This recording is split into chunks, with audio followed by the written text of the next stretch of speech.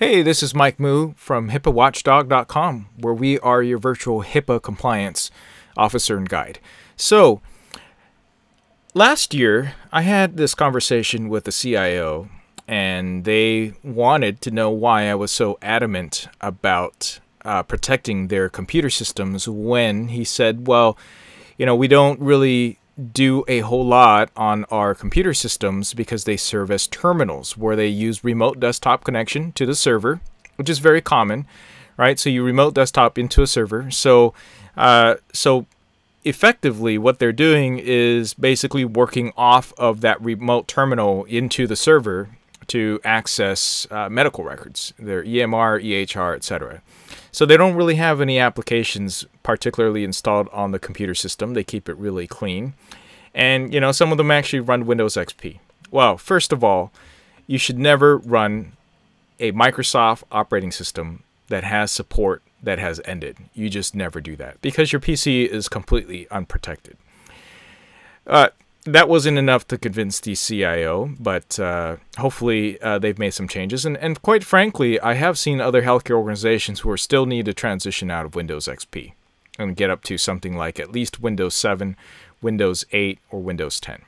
But you need to do this immediately. This is something that you cannot allow to happen and continue to happen in your organization if you're still using Windows XP on a network that has the same connections to access PHI. All right, enough about that. So in part of his argument, he was saying, well, what could be the problem with running on a computer system that is really not completely patched if they're just using remote desktop? Well, one of the things that I said was, well, I'm pretty sure that there's malware out there that actually can take just screenshots from your computer system and send them somewhere.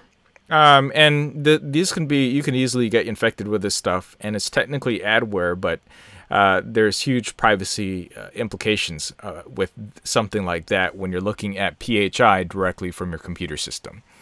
So today, the reason why I'm recording this video is because there is something that was just announced last week about how adware uploads screenshots of your active Windows without your permission. This is on Bleeping Computer. Fantastic website with a lot of people that actually look at this type of stuff that messes up people's computers and security issues. And this version is of this adware bundle is called Faster Internet. Who doesn't want faster internet? Great name. And basically it just takes screenshots and uploads it to a server somewhere without letting you know. So that's what it does. And it just sends it right out there. Now with these because, for instance, in this example where the CIO wasn't particularly keeping track of their computer systems because they were just using terminals into a remote desktop in order to connect to their EHR. If something like this got hit on their computer systems, and trust me, I've been on those terminals, and they were not up to date. So you'll want to check out how to patch your computer systems if you're a small organization that needs to patch these updates. But because it's not up to date, you're not protected against a lot of things. And this is just one example of adware. And this adware isn't even going to show up on a regular virus scan because technically it's not a virus.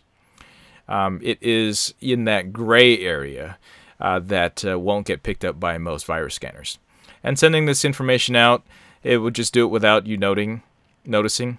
And this could be an easy breach that could be happening right now in your organization that you aren't aware of because you aren't doing what you need to do to protect the computer if you think that you're just doing remote desktop.